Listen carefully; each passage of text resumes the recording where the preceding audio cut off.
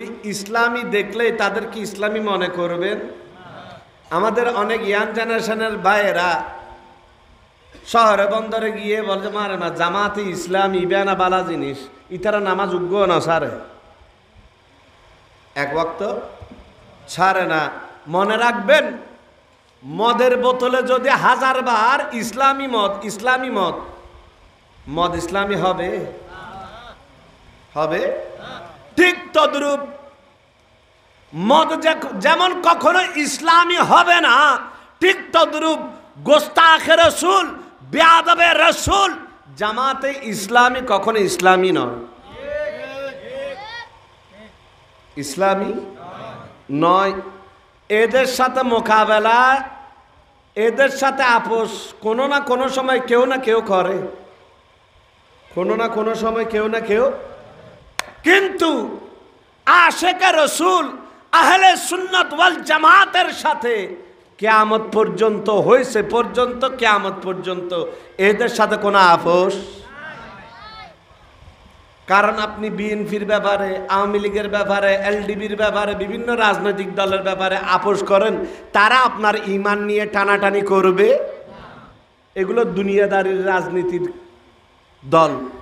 কিন্তু জামাতে ইসলামী এটা হচ্ছে এমন দল যেটা আপনাকে গোমরা করবে, আপনাকে বেয়াদবে রসুল বানাবে, আপনার ঈমান আকীদাকে ধ্বংস করবে। কারো বাসায় যদি এরা সাথী হলে জামাতের একটা বই অবশ্যই দেয়, সেটার নাম হচ্ছে তফহিমুল কোরআন। তফহিমুল লিখেছে আবুল আলা মওদুদি।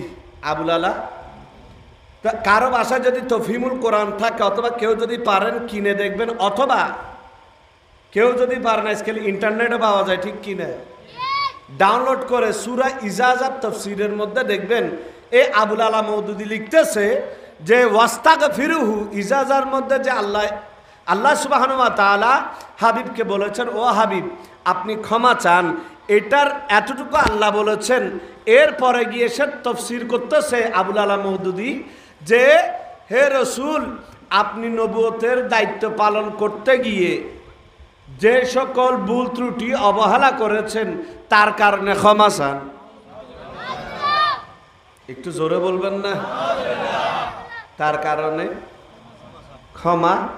অর্থাৎ জামাত ইসলামীর প্রতিষ্ঠাতা আবুল আলা মওদুদির আকীদা হচ্ছে নবী নবুয়তের দায়িত্ব পালন করতে গিয়ে ভুল ত্রুটি অবহেলা করেছে,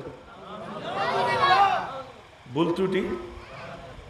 তো এই আবুল আলা মওদুদির আকীদা হচ্ছে নবী, আচ্ছা নবী যদি ভুল করে তো কোরআন কি আর শুদ্ধ থাকবে নাকি সেখানে ভুল থাকার সম্ভাবনা আছে? তার কথা যদি মেনে নেওয়া হয়, নবী নবুয়তের দায়িত্ব পালনে কি করেছেন, এই কথা যদি কেউ মেনে নেয়, তার অর্থ হবে নবী শুধু দায়িত্ব পালনে যদি ভুল করেন তো কোরআনের মধ্যে কি থাকবে, ঠিক কি না, ঈমান থাকবে।